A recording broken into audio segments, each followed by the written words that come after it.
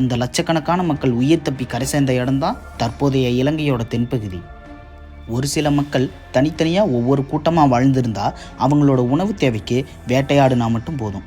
ஆனால் இப்படி லட்சக்கணக்கான மக்கள் ஒன்றா இருக்கும்போது அவங்களுக்கு உணவு தேவைங்கிறது மிக அவசியமாக இருக்கும். இது பெரிய இக்கட்டான சூழ்நிலையை உருவாக்க ஆரம்பிச்சுது. அதனால் அத்தனை மக்களோட உணவு தேவைக்கும் அந்த குமரன் எடுத்த முடிவு தான் விவசாயம். அந்த குமரன் மிகவும் அறிவான நபராக இருந்ததுனால தீ வச்சு காடுகளை அழித்து விவசாயம் பண்ணுனா அத்தனை பேரோட உணவு தேவையும் பூர்த்தி செய்ய முடியும் அப்படிங்கிறத தெரிஞ்சுக்கிட்டாரு. இப்படியாப்பட்ட சூழ்நிலையில் காடுகளை அழித்து தீ வச்சு அந்த இடத்துல விவசாயம் பண்ணலாங்கிற ஒரு அறிவார்ந்த செயலை முன்னெடுக்கும் போது இன்னொரு தடையாக வந்து நின்னது தான் காட்டுத்தீ.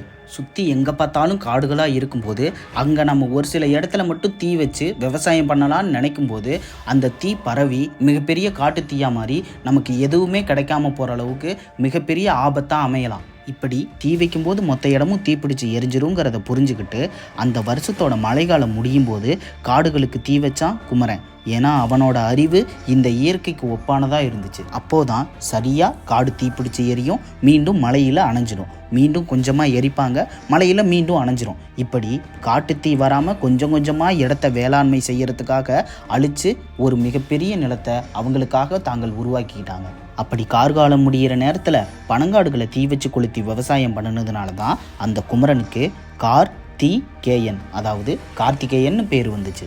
அந்த கார்காலம் முடிகிற மாதத்துக்கும் கார்த்திகேயனை குறிக்கிற விதமாக கார்த்திகை மாதம்னு பெயர் வச்சு அழைச்சாங்க மக்கள்.